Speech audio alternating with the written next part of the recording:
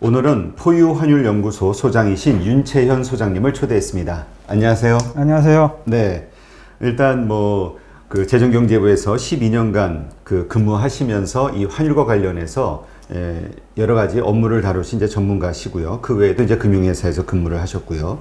예, 그래서 지금 이제 은퇴하시고 환율연구소를 운영하시고 계시는데 워낙 이제 현장에서 겪으신 그 경험들이 풍부하시기 때문에 우리가 이 투자의 시대에서 환율이란 어떤 것인가, 그리고 우리에게 어떤 의미를 갖게 되는 것인가를 한번 짚어보기 위해서 오늘 모셨습니다. 일단 질문을 좀 먼저 드리면 이 환율이라는 거는 뭘 얘기하는 겁니까? 우리가 실제적으로는 돈의 가치 이렇게 생각을 하는데요, 각 나라에. 네. 네. 그래, 질문하신 대로 돈에 대한 가치가 있습니다, 나라마다. 네. 미국 달러는 달러대로 자체적인 가치가 있고, 일본은 일본대로, 우리나라는 우리나라대로 돈 가치가 있는데, 그 가치의 상대적 비율을 환율이라고 합니다. 네. 이 고정환율 시대에는 이런 상대적이라는 표현을 할 필요가 없었어요. 예. 왜냐하면 미국 중앙은행이 가지고 있는 금에 상응하는 달러 공급을 했기 때문에, 그리고 환율이 고정되어 있기 때문에 금에. 그럼 다른 나라는 또 미국 달러와 고정시켰거든요. 네. 그러다 보니까 두 나라 화폐의 교환 비율이라 해도 큰 문제가 없고, 또 미국 달러와 교환 비율을 해도 큰 문제가 없었어요. 근데 지금 오늘날은 이제 변동환율 시대고, 금하고는 관계없이 화폐가 발행된단 말입니다. 네, 그렇죠. 그러니까 상대적 교환 비율이라는 말을 안 쓰면 어떤 문제가 생기느냐 하면요. 나중에 실전에 들어갔을 때 손해가 발생할 수 있어요. 네. 그냥 일반적인 그 교환 비율이라는 표현을 할 때와 상대적 교환 비율이라고 표현할 때는 많은 차이가 있어요. 예를 들면 일본 엔화도 가치가 떨어지고, 네. 실질적으로 잃어버린 10년 하면서 일본이 2009년까지 굉장히 어려웠거든요. 예. 그러면 엔화 가치 요인이 떨어진 거예요. 엔화 가치 하락 요인이 있다 이거죠. 그런데 미국 달러도 그때 금융위기로 가치 하락 요인이 생겼단 말이에요. 예. 그런데 엔화가 강세가 돼버렸단 말이죠. 그러면 두 나라가 실물 펀더멘탈 측면에서 두 나라 다 통화 가치 하락 요인이 생긴 거예요. 있었던 거죠. 네. 그런데 엔은 강세란 말이에요. 예. 그래서 아까 상대적 가치의 교환 비율이라는 표현이 그렇게 중요한 거예요. 근데 일반적으로 두 나라 화폐의 교환 비율이라고 해버리면 고정환율 시대는 그렇게 말을 해도 큰 문제가 없어요. 근데 변동환율 시대에는 그렇게 얘기해보면 엔화를 버렸는데 엔화는 급등해버린다. 그죠? 네, 그렇죠. 근데 달러는 취했는데 급락해버린다. 네. 그 환율의 개념 때문에 손실이 발생하는 거예요. 그래서 이제 대학에 다닐 때는 20% 부족한 지식이지만은 실전에 오면 80% 부족한 지식이 되어버리는 거죠. 실전에서는. 네. 그래서 이제 아까 앞에서 환율이란 무엇인가가 굉장히 중요한데 사실 상대적 가치의 교환 비율이라는 표현을 쓰는 사람이 없어요. 굉장히 중요하거든요. 그러면 이제 상대적 가치, 그러니까 서로의 어떤 그 상황, 예. 경제적 상황에 따라서 가치라는 게 이제 서로 변한다는 예, 얘기잖아요. 그렇죠.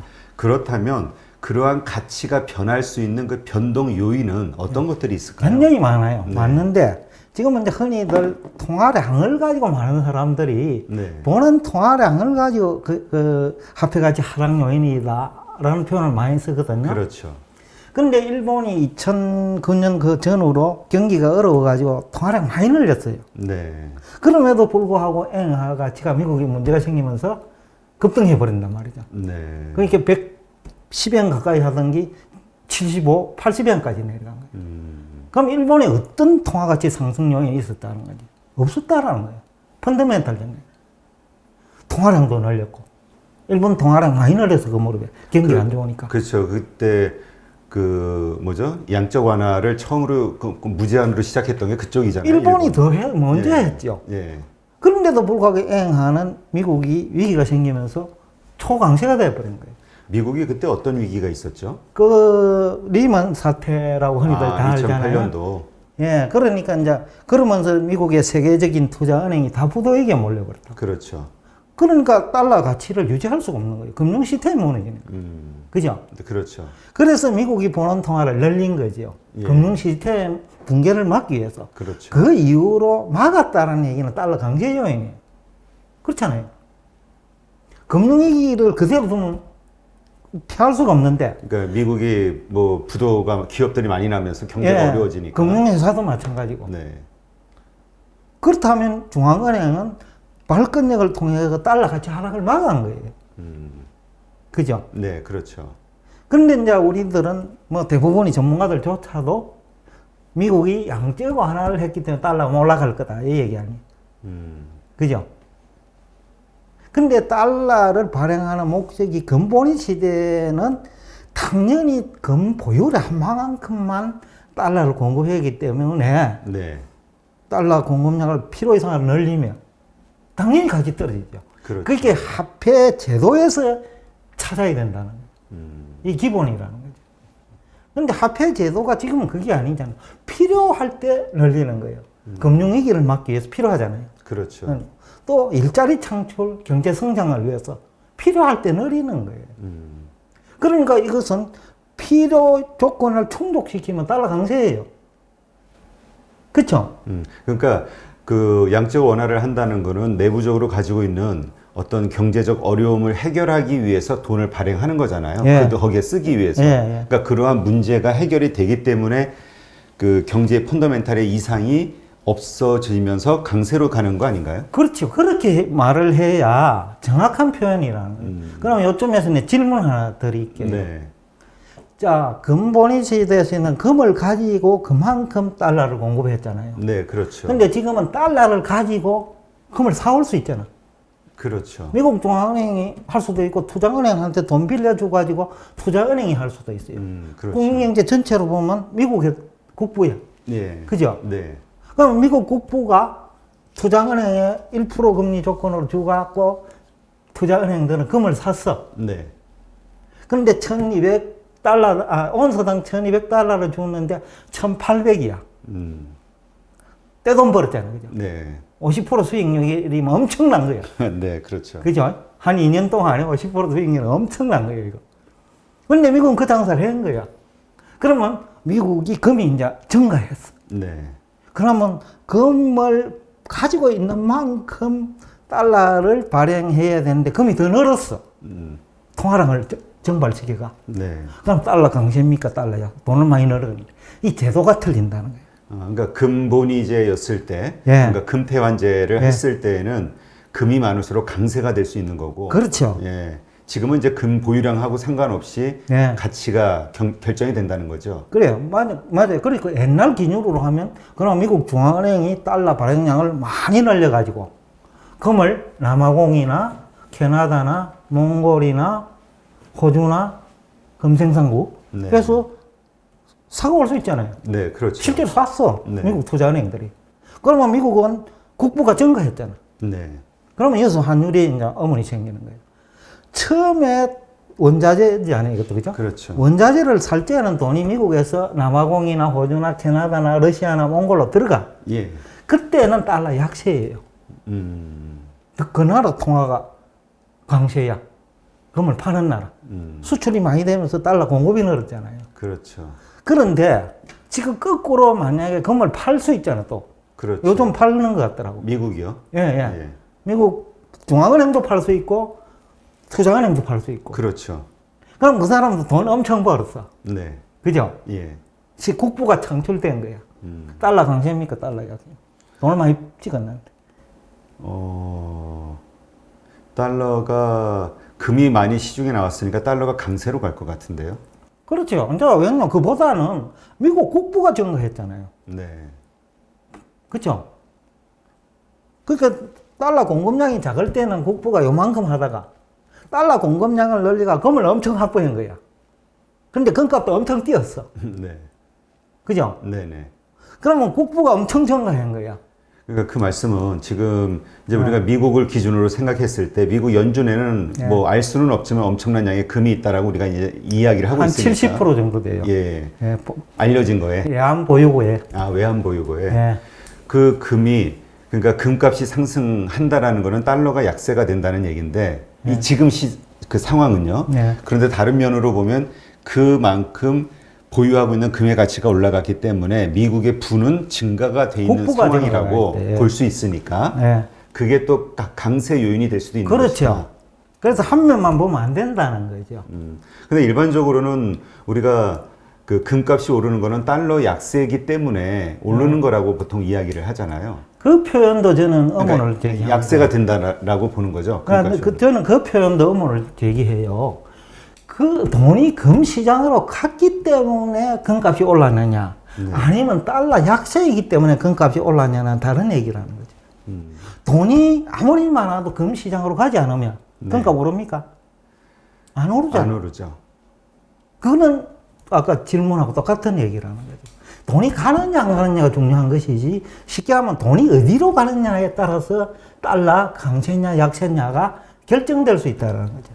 그러니까 이제 금 쪽으로 수요가 늘어났기 때문에 네. 가격이 상승하는 것이다. 달러가 약세기 때문에 그 하는 게 아니라. 그러니까 이렇게. 그 표현이 아까 완전히 다른 얘기란 말입니다. 닭이 먼저냐 알이 먼저냐 개념하고 다르다는 얘기예요, 이 얘기가. 네. 근데 대부분은 그렇게 얘기하거든요. 달러 약세니까 금값이 올랐다. 이 표현을 쓰거나 아니면 그 돈을 많이 찍어가지고 금값이 올랐다. 이 표현을 쓴단 말이야. 예. 그래서 내가 화폐가 뭐냐고 여기 출연하시는 분들 뭐 여쭈겠는데 잘 모르겠어요. 다른 분야에 출연하시는 분 얘기를 많이 들었거든. 근데 대부분이 다 환율 그 영향 요소가 제한테 금리 아니면 화폐. 요 범위를 벗어나지 못해요. 근데 사실은 금리도 그렇고 환율에 의해서도 금리가 변하거든요. 환율에 의해서요. 거꾸로 다른 거예요. 금리 때문에 환율이 변하는 게 아니라 변동환율제에서는 네. 환율 때문에 금리가 변하는 경우가 퍼센트로 따지면 더 커요. 그 말씀은 그 예를 들어서 우리 대한민국 같은 경우 수출로 먹고 사는데 환율이 높아지면 수출하는데 그러니까 우리가 이제 환율이 강세면 예. 수출하는데 지장이 있으니까 그럼 환율을 낮추기 위해서 뭐 금리를 뭐 인하한다든지 예. 어떤 그런 조치들을 한다는 건가요? 예. 그래 해도 효과가 있을 때도 있고 없을 때도 있다는 거죠. 지금 요 근래 그렇잖아요. 미국 돈이 신흥국가, 기타 국가로 많이 흘러 들어갔어요. 네. 근데 왜 흘러갔겠어요? 그 사람들이 원자재 그 값 살 때. 그러니까 금값 온스당 1000불, 1200불 할 때 엄청 사모은 거예요. 네. 그러니까 그러면 원자재 생산 국가 어디요? 남아공, 금은 그죠? 네네. 호주, 캐나다, 러시아, 몽골 같은 데. 예. 엄청 그 돈이 그쪽으로 달러 공급이 된다는. 또 은도 마찬가지고. 또 2020년 뭐 초반부터는 곡물 시장으로 많이 이동했어요. 원자재 쪽으로요. 예. 곡물 가격이 그동안에 샀으니까. 그러면 이것이 돈을 많이 뿌려서 그러느냐, 또 달러 가치가 떨어져서 그러냐, 아니면 돈이 갈 데가 없어가지고 마땅히. 그죠? 근데 또 이렇게 얘기하시는 분들도 있잖아요. 그 말씀은 이제 달러, 그러니까 돈을 많이 찍어내니까 돈의 가치가 떨어질 것으로 예상하는 예. 그 세력들 혹은 무슨 뭐 투자자들이 예. 결국은 그거를 현물화시키는 거 아닌가요? 그래서 금이 됐든 이러한 것들을 보유하려고 하다 보니까 이제 상승하는 게 아닌가요? 그거는 전통적으로 이제 화폐량과 물가의 상관관계를 강조하는 분들이 하는 얘기예요. 그에 대한 답은 이미 증명이 됐다고 보는데 2009년도 모두 슈퍼 인플레이션 얘기를 했거든요. 네. 달러 몰락 얘기도 했거든요. 2019년요? 2009년으로. 2009년. 예, 그때 미국 경제학회에서 그 폴 크루만 교수를 제외하고는 거의 99%가 반대를 했거든요. 양쪽 완화를. 양쪽 계속하는 완화를. 거예요. 그 슈퍼 인플레이션이나 네. 달러 가치 몰라. 지금 기축통화 질서를 유지 못 한다라는 거예요. 그렇죠. 근데 지내놓고 보니 10년이 지냈는데 아무 문제 없잖아요. 그렇죠. 오히려 디플레이션 걱정하는 상황이니까요. 그러니까요. 그게 바로 그거 문제예요. 돈을 많이 찍어낸다고 물가가 상승한다거나 화폐 가치가 떨어진다는 이론이 과연 얼마나 현실적으로 설득력이 있느냐의 문제죠. 근데 이것이 1, 2년도 아니고, 그죠? 그 20년간을 안 맞잖아요. 근데 그 중에서 제일 대표적인 국가 사실 일본이에요.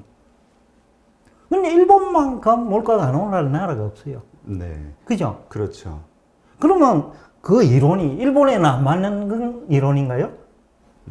그러면 미국에는 맞느냐는 거지, 그 이론이. 그죠? 그러니까 말씀은 그 돈을 많이 찍어낸다고 해서 예. 그 화폐가 예. 꼭 약세로 될 거는 아니다. 당연하죠. 이 말씀을 하시는 거죠. 근본이 제도에서는 당연히 가치가 떨어져요. 근본이제라면. 예, 당연히 떨어져야지. 그래서 지금 많은 전문가들이 하는 얘기가 그 근본이 제도 이론에서 벗어나지 못한다는 거죠. 지금은 그렇잖아요. 우리가 은행에서 돈을 빌리는데 뭐 하려고 하죠 하면 기업은 원자재 투자하려고 그죠. 또는 원자재 구입해가 물건 만들려고. 그렇죠. 또 부동산 하는 사람은 집이나 이런 거 살려고 그죠. 쉽게 하면 돈 좀 벌려고. 네? 우리가 속된 표현으로 하면 네. 돈 좀 벌려고 하는 거잖아요. 그렇죠. 그런데 돈 벌면 통화 떨어지나요? 물건이 많이 생산되는데. 그렇죠. 뭐 근데 지금 사실 그 물가가 그 지금 디플레이션을 걱정할 정도로 예. 인플레이션이 효과가 없는 거에 대해서 예. 지금 공급 과잉에서 잡는 분들도 있잖아요. 그것도 있고요. 예. 화폐 유통 속도가 경기 불황이 되면 굉장히 둔화돼요. 예. 또 하나는 양극화가 심화되면서 돈이 아주 특정 집단으로 돌아요. 그러니까 부자들 사이에서 예, 예. 그러니까 이게 결국 우리가 얘기하는 자산의 인플레이션 예, 현상이 예. 발생하는 거잖아요. 그러니까 물가에는 영향을 못 주는, 아까 그렇다고 뭐 주가를 가지고 물가 계산 안 하거든요. 그렇죠. 그러니까 물가에 영향을 주지 않는 재테크 시장에 그냥 막 돌고 도는 거예요. 그게 이제 양극화 현상을 그러니까 만드는 물가에 영향을 못 주죠. 그렇다고 뭐 워렌 버핏이 하루에 밥 10끼 먹습니까? 부자들이 쓰는 돈도 한계가 있으니까. 딱 병원 그 사람이 한 집에서 자지 뭐 한 몸을 가지고 10개 집에서 주고 하는 거 아니라고요. 네. 그렇다 하면 아까 옛날과 다른 그런 환경의 변화가 있었다는 거예요. 옛날에는 돈을 뿌리도 보통 사람들이 다 골고루 그죠. 그렇죠. 그러니까 물가에 영향 줄 수 있어. 근데 지금은 옛날하고 그런 많은 부분이 바뀌었다는 거예요. 그래서 우리가 이해를 해야 되잖아요. 우리가 경제학을 그렇죠. 공부하는 목적이요. 네. 그 낭비를 하면 안 된다는 거죠. 지금 대부분이 그 근본이 제도 시대 아니면 고전학파 시대 그 학자들이 득시하던 시대 그 이론을 외워가지고 자꾸 여기에 적응을 하려고 한다는 거죠. 네.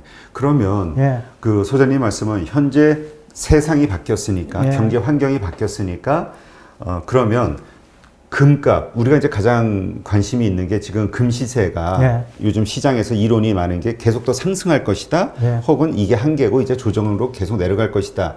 이 논리가 부딪히는 가운데 가장 큰 핵심 그 뭐라 그럴까요? 그 기준이 뭐냐면 양적 완화가 계속되지 않냐, 돈이 늘지 않냐, 그러니까 계속 상승할 거야라고 보는 이야기들이 많거든요. 근데 그 얘기는 이제 전제 조건이 또 그 깔려가 있거든. 예. 우리 실물 경제가 계속해서 지금처럼 어려워야 돼요. 그냥 돈이 갈 데가 없잖아. 그렇죠. 그러니까 왜냐면 경제가 좋으면 여기저기 나도 너도 사업하겠다, 뭐 투자를 막 하니까. 그렇죠. 돈이 갈 데가 있는데 많다라는 거죠. 안 좋으니까 전부 안 쓰는 자산 거죠. 시장에만 돈다라는 거죠. 그렇게 얘기하면 이제 그 전제 조건을 얘기를 해줘야 된다는 거예요. 양적 완화도 그러면 또 해결이 되면 안 하겠죠. 왜? 화폐 유통 속도 빨라지거든요. 그렇죠. 경기가 살아나면. 그러니까 중앙은행 입장에서는 굳이 잘 돌아가는데 화폐를 찍어낼 이유가 없잖아요. 시중에 있는 것도 없어야 되겠죠. 예. 그죠? 왜냐면 미국 중앙은행이 자산이 너무 많아요. 그렇죠. 지금 벌써 7조 8천억 달러 뭐 이렇게 되는 것 같은데. 자산이 너무 많은데 그건 중앙은행 장사권 아니잖아요. 그렇죠. 그러면 시장에 그거 내다 팔아야 돼요. 그러면 시중 달러 흡수되잖아요, 또. 그렇죠. 그러니까 복합적으로, 종합적으로 우리가 얘기를 해야지. 미국 연준이 달러 공고를 계속 확대할 때니까 이제 금값이 계속 오를 거지. 이 전제는 너무 가정이 많다. 다른 것도 같이 봐야 된다. 이거죠. 그러면 그 이제 좀 그 미국의 환율과 관련해서 두 가지로 좀 나눠서 질문을 드리면 그러면 앞으로 금값이 계속 상승하기 위해서는 어떤 전제 조건이 필요한 건가요? 우선은 경제가 지속적으로 지금처럼 안 좋은 상태가 지속된 상태에서 달러 공급량이 늘어나는 경우 또 하나는 자산 시장은 특징이 하나 있어요. 네. 거품이 발생하면 반드시 시간의 문제를 붕괴돼요. 자산. 어떤 게? 아, 자산 시장이 예. 버블은 이제 무너진다. 예, 왜 그러냐 하면 하루에 거래되는 주식이나 부동산이나 채권 거래량은 전체 총량의 1%가 안 되거든요. 네. 그런데 하루에 1%가 올랐는데 다음날 어떻게 계산하느냐 하면 지수는 전체가 다 올란 것처럼 지수 계산을 해요. 그러면 어떤 문제가 생기냐면 나중에 감당을 못 해내요. 한꺼번에 거래량이 터져버리면. 그렇죠. 그래서 자산시장은 거품이 발생하면 시간의 문제일 뿐 언젠가는 붕괴되게 돼 있어요. 그 시장 참여자들의 심리가 하락 쪽에 베팅이 되는 순간, 예. 던지는 순간 이제 폭락이 시작이 폭락이 되는 거죠. 된다는 네. 거예요. 자산시장의 그 특징이에요. 네. 그 얘기는 아무도 안 하거든요. 사실상은. 그런데 이제 미국도 그거 방어하기 위해서 2009년에도 양적 완화한 거고, 그렇죠. 2020년에도 그거 방어하고 자산 몰락 내지는 실물 경제 대충격을 방어해서 양적 완화한 거예요. 그래서 이것을 통해서 미국 경제 몰락을 막아한 거예요. 그렇죠. 쉽게 하면 달러 가치 하락을 막아한 거예요. 네. 그렇죠. 그러면 그 지금 말씀대로 그 금값이, 그러니까 우리가 경제 회복이 양적 완화는 하는데 경제 회복이 돼가고 있다고 하면 금값이 상승하는 건 한계가 있다. 예. 이렇게 봐야 된다는 거죠. 왜냐면 이자도 안 붙는 금을 워렌 버핏이 그 강조하는 네, 그렇죠. 부분이잖아요. 이자도 안 나는 부분을 다른 데 가면 카페 같이 창출할 게 많은데 네. 왜 거기 가냐 이거죠. 그렇다면 지금 올 초까지 지금 요즘은 뭐 1,100원대에서 저 한국 원달러 이것도 이제 좀 이렇게 안정화되는 것 같은데요. 네. 지난번에는 한 달 전만 해도 뭐 이거 1,000원 선 깨지는 거 아니냐 이런 얘기가 많았었잖아요. 예. 그러니까 그 근거로 예. 우리가 강세가 되는 이유로 또 미국의 어떤 돈이 워낙 많이 풀리니까 예. 이런 요인을 찾았는데 그런 이 상대적 그 아까 말씀하신 변동에 의해서 예. 그 가치가 변동되는 거니까 예. 그러면 그 미국이 양적 완화를 그렇게 많이 한다 하더라도 한국과의 환율, 예. 이 다른 나라와의 환율 이 부분은 어떻게 우리가 이해를 해야 될까요? 그러니까 앞에서 이제 그거 얘기해서 정확하게 지금까지 온 거예요. 네. 사실은. 그런데 이제 이것이 과연 이제 한국은 그러면 통화량이 늘지 않느냐라는 거거든. 만약에 한국도 화폐량을 많이 찍었죠. 그런데 지금 통계를 보면 나중에 지금 나올 건데 통계를 보면 한국이 보는 통화량이 미국보다 그 비율 있잖아요. 네. 비율은 더 높아요. 아 그래요? 비율은 더 높고 또 우리가 화폐가 뭐냐고 지금 아까 잠시 물었잖아요. 은행에서 대출 받아가 예금해놓은 건 화폐냐 아니냐는 거죠. 우리 그거 쓰잖아요. 그렇죠. 그러면 더 중요한 거는 결제 수단이잖아요. 그죠? 예. 물가에 영향 주는 것도 결제 수단이고, 네. 대출 포함한. 네. 그 다음에 환율에 영향을 주는 것도 그거잖아요. 은행 대출 받아가 기업들이 원자재 살 수 있잖아요. 구입할 수 있잖아요. 그럼 환전해야 되잖아요. 네. 그러니까 그 우리나라 통화량도 증가하고 대출도 아까 화폐다라는 거죠. 근데 대출은 한국이 세계에서 순위로 한 내가 보기엔 5위권에 들어갈걸요. 그러니까 우리 가계부채 문제 심각하다고 얘기하잖아요. 예, 가계부채뿐만 아니라 기업부채, 그 다음에 뭐 정권에서 신용도 대출이거든요. 그렇죠. 기업 회사채도 대출이거든요. 예. 그죠? 그러니까 그게 한국은 너무 많다라는 거죠. 그 말은 우리의 펀더멘털이 미국보다 오히려 약하다. 돈을 미국이 더 많이 찍어냈다 하더라도 우리의 경제 실제 화폐는 우리가 훨씬 많다라는 거죠. 아 실제 유통되고 있는 화폐는 예. 아 경제 규모 대비. 그러니까 GDP 대비 예. 말씀하시는 거죠? 예. 경제 규모 대비. 지금 한국의 GDP 대비 그 화폐 통화 비율이 얼마나 되나요? 지금 지금 2,500조, 2,200조까지 돼서니까 강의 통화가 네. GDP가 결국 한 2,000조 되니까 그죠? 한 120%? 120% 정도. 근데 보는 통화는 지금 200조밖에 안 돼요. 아, 보는 통화. 190조밖에 안 돼요. 그리고 보는 통화도 또 왜 많이 해요, 사람들이. 보는 통화의 한 30%는 지급 준비금이에요. 그래서 한국은행 통계를 들여다보면 화폐 발행액, 현금, 네. 플러스 지급 준비금이 보는 통화예요. 근데 우리 대부분의 사람들은 지급 준비금을 가지고 마치 대출을 할 수 있는 것처럼 얘기해요. 쉽게 하면 보는 통화에 기초해가 대출을 한다 해버리면 지급 준비금 한 40%, 그걸 가지고 대출을 한다는 이상한 얘기가 돼버린다는 거죠. 지금 그래서 우리 화폐와 관련해 가지고 뭐 오해하고 있다고 해야 되나요? 과거에는 이제 지급 준비율 제도가 없었거든요. 그 지급 준비라는 거는 그 은행이 그 예금의 예금을 일정 받으면서 부분을, 일정 예. 부분을 한국은행에다 예. 맡기는 거잖아요. 맡긴 하는데 그걸 어떻게 대출합니까? 그러니까 그거는 우리가 사용할 수 없는 돈이니 예. 그거는 통계에서 빼야 되는데 예. 이것까지 합산해서 예. 우리의 통화 발행이 지금 계산되고 있다 이 말씀. 예, 그래가 내가 공무원 시험 문제를 어느 날 갑자기 대학에서 그 특강하려고 본원 통화량이 얼마고 지준율이 얼마일 때 신용 창출 배수는 얼마냐고 이래 묻는 거예요. 네. 얼마나 모순적입니까? 본원 통화량 속에 지급 준비금이 포함되어 있는데 그 얘기는 지급 준비금 갖고 대출을 얼마 할 수 있는 이 얘기거든요. 그러니까 그 말씀은 예. 지급 준비율 그 30%가 빠지면 예. 우리의 그 GDP 대비 그러니까 부채 발행률은 예. 더 높아진다. 그렇죠. 이렇게 보시는 거예요. 야, 우리나라가 이제 아까 뭐 신용 창출액이 많은 만큼 지급 준비금도 많아져요. 네. 그렇잖아요. 예금이 늘어날수록 지급 준비금 늘어나니까. 그럼 한국이라는 나라가 굉장히 그 결제 수단이 다른 나라 대비 경제 규모에 비해가 굉장히 많은 거예요. 비율이. 그러니까 그 말씀 우리의 그 화폐 가치가 예. 달러나 이런 다른 나라들에 비해서 더 하락할 수 있는 그런 요인이 많다. 그러니까 가치가 좀 떨어지는. 예, 그런 요인도 있고. 그런데 이제 환율이라는 그 개념이 펀더멘탈 측면이 있고 수급 측면이 또 있단 말이에요. 네. 우리는 어쨌든 수출 무역 흑자국이잖아요. 예, 그런 것도 있고 또 하나는 그 못지않게 우리 지금은 자본시장 개방으로 홍콩이나 미국 경기에 많이 들어가 있어요.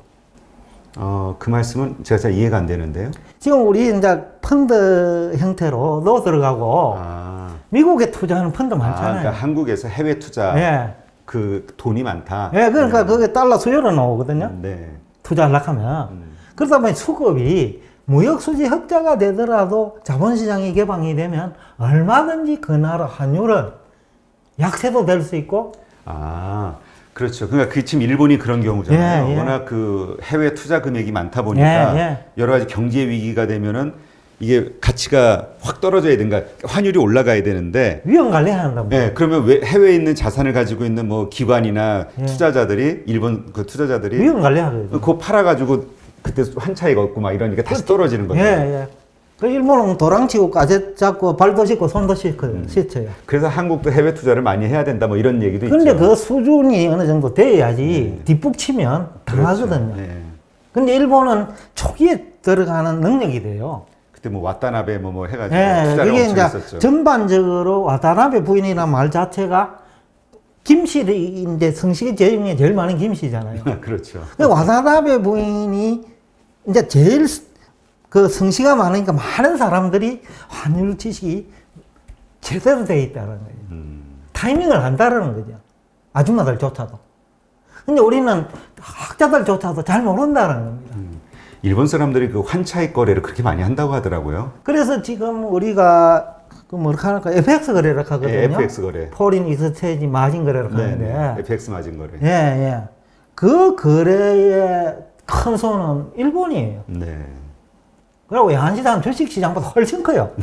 그 일본 그 전에 저희 네. 방송에 그 와세다 대학교 경제학부 교수가 한 번 오셨는데 그 얘기 하시더라고요. 60대, 70대 되시는 분들한테 제일 잘 팔리는 책이 환율 거래 네. 그 개발 서적이라고.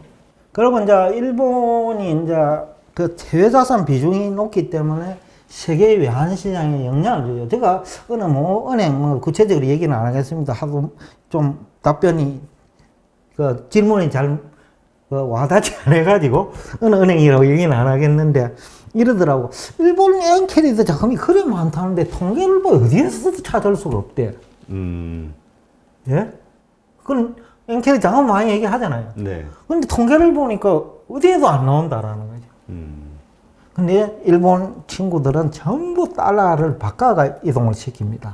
그게 일본 국부 창출에도 도움이 되고 일본 대기업도 도와주고 여러 면에서 도움이 돼요. 엔화를 바로 가는 게 아니라 달러로 환전을 해서 그 달러가 돌아오게 한다. 환전 비용이 이쪽으로 들거든요. 네. 그래도 그게 이익이라는 거예요. 아, 일본 자체에는. 예, 일본 실물 경제도 좋고 금융시장에서 좋은 거예요. 그러다 보니까 통계가 N화로 이동하는 건 안 나온다는 거죠. 달러로 이동하는데 이 N화 표시로 이동하는 줄 착각하는 거야. N 캐리 자금이라고. 네. 그러니까 지금 이제 우리가 아까 이런 제가 참 모처럼 이런 기회에 와갖고 여러 가지 얘기하고 있는데 좀 많은 부분 전달하고 싶어서 왔어요, 사실은. 예. 그러니까 이제 가장 하시고 싶은 말씀은 이제 기본적으로 많은 사람들이 생각하는 게 그 달러를 많이 찍어낸다고 해서 연준의 그 양적 완화 그 규모 때문에 여러 가지 경제에 미치는 영향들에 대해서 이야기하는데 예. 그것이 꼭 그렇지만은 않다. 예. 이제 이 얘기를 하시고 싶으신 거죠. 그렇죠. 네. 그러다 보니 하나의 출발이 잘못되면요. 네. 다른데 다 잘못되네. 전제가 잘못되면 그렇죠. 그러니까 우리가 거짓말 한 번 하기 시작하면 그 거짓말을 듣기 위해서 계속 해야 되잖아요. 그죠? 여기 전문가들도 그래요. 만약에 그 달러를 많이 찍어내가지고 달러 가치가 떨어진다고 이렇게 주장을 했는데 그게 안 맞아지면 다른 거짓말로 해야 된다. 예? 그러다 보니 설득력이 안 오는 거예요. 와닿지 않는다는 거죠. 제가 지금 갑자기 그 교수 이름이 생각이 안 나는데 미국의 그 교수 뭐 달러 1년 내에 뭐 30% 가치가 폭락할 것이다 이렇게 주장했던 로치 선생. 로치, 예. 제가 그분이 그 얘기하는 그 다음날 말이 안 된다고 우리 대표님한테 얘기했어요. 그 전제 조건이 틀렸다 이거예요. 그 전제 조건을 로치 교수가 얘기했던 게 재정 적자 문제하고 예, 미국의 예, 재정 적자 문제하고 그다음 통화량 예, 이런 통화량이 건 늘어나니까 그게 보면 그 두 가지예요. 근데 재정 적자는 유럽은 더 한대요. 일본은 더 한대. 그런 식으로 그래서 논리를 전개하면 와닿지 않는다. 그런데 어떤 목적으로 해가지고 이것이 성공하느냐도 중요하고 또 미국은 다른 나라하고 달라요. 기축통화국이니까. 기축통화국가이기 때문에 오히려 달러 강세를 유도할 수도 있고요. 네. 여러 가지 요인들이 많이 있기 때문에 아까 그런 전제 조건이 잘못됐다라는 거죠. 그러니까 우리가 앞으로의 경제 전망을 하는 데 있어서 그러니까 제대로 된 전제를 해야 된다. 그 예. 자산 시장의 어떤 미래를 보더라도 예. 그러니까 금값이 상승하냐 하락하냐도 그냥 양적 완화만 볼 게 아니라 예, 그러면 안 되죠. 양적 완화를 많이 한다 해도 경제 회복이 된다면 예. 금값은 하락할 것이고 예. 경제도 안 좋아지고 양적 완화도 계속하게 되면 금값은 더 상승할 것이고 그럴 이런 수도 식으로 가야 있죠. 된다. 예, 그럴 수 있죠. 예. 달러 가치도 마찬가지고요. 예, 예. 금값이 오른다는 거는 결국 달러 가치가 떨어진다는 얘기니까 환율이. 그렇게 볼 수도 있지만 아닐 수도 있죠. 왜냐하면 돈이 이동해갖고 달러 가치가 떨어지느냐. 네. 그렇게 되면 돈 가치의 문제가 아니라 외환 수급의 문제거든요. 그러니까 그거는 전 세계에서 달러를 내다 파느냐, 예. 사느냐, 예. 이거에 따라 또 달라질 수 예, 있고. 그렇죠. 근데 그렇게 사고 팔구의 기준이 되는 거는 예. 각 나라들 중앙은행이 됐든 기업들이 됐든 달러 가치가 미국의 여러 가지 상황을 봤을 때 안 좋을 것 같아. 그러면 떨어질 것 같으니까 미리 파는 거 아닌가요? 더 손해보기 전에. 그럴 수도 있는데 그 정도 능력이 되는 사람 몇 명 될까요? 제가 볼 때는 우리나라에는 인터넷이나 방송, 공영방송, 유튜브에 나오는 분들 환율 적중률 보면 그래 안 높거든요. 그런데 어떻게 알아, 그거를? 지금은 이제 2009년이 대표적이잖아요. 네. 모두 달러 가치가 떨어질 거로 봤는데 엔화 강세가 돼버린 거예요. 거의, 그죠? 2012년까지. 네. 그것은 수급 문제예요. 왜? 엔도 그 무릎에 틀림없이 약세 요인이 있었거든요. 지금 여기 표에 나오는 것처럼 네. 지금 2011년도 그러니까 엔화가 점점 약세가 된 건가요? 지금은 이제 2011년에는 엔 달러 환율이 80엔입니다. 그 2009년부터 엔이 강세로 갔어요. 110엔, 110엔에서 80엔까지 왔거든요. 네네. 한 25% 내지 30% 떨어졌잖아요. 그죠? 네. 그 이후에 그럼 그 무렵에 일본 경제가 좋았어요? 엉망이었잖아요. 손이도 부도에게 몰리고. 그러니까 환율이 강세가 됐다는 거는 결국 그 경제의 펀더멘털이 좋아야 되는데 펀더멘털이 나빴음에도 불구하고 환율이 이렇게 오를 수 있다. 강세가 될 수 있다. 일본처럼. 예. 그게 환율의 개념을 제가 아까 강조한 이유예요. 상대적 가치의 교환 비율이지. 이 얘기는 결국 저때 미국은 좋았기 때문에 저렇게 된 건가요? 아니죠. 미국도 금융위기가 왔죠. 2009년에, 8년에. 8년 말에. 그러니까 미국이 안 좋았기 때문에 저렇게 강세가 그렇죠. 된 거군요. 그러니까 일본 자산 운용하는 그 기관 투자자들이 위험 관리해버린 거예요. 그러니까 일본에서 해외 자산 투자는 없고 밖에 있는 돈만 물건만 팔아가 갖다 해버린 거예요. 그럼 일본에서 달러 공이 넘치지요. 네. 수요는 없고. 예. 그러니까 엔이 저렇게 된 거예요. 일본 경기도 엉망이야. 그래서 아까 일본도 엉망이고 미국도 엉망인데 N이 강세라는 거예요. 펀더멘탈 점에서. 그래서 환율을 그렇게 아까 여태까지 통화량만 가지고 얘기하면 그 상대 가치 내지는 그런 개념을 흡수를 못 해요. 네. 그러니까 우리가 그냥 돈을 많이 찍어내는 것만으로 어떤 경제 전반을 판단하려 하지 말고. 그렇죠. 예. 예. 그건 하나의 요소의 하나의 일부분인 거고. 일부분이라 하더라도 아주 미미한 요소죠. 예.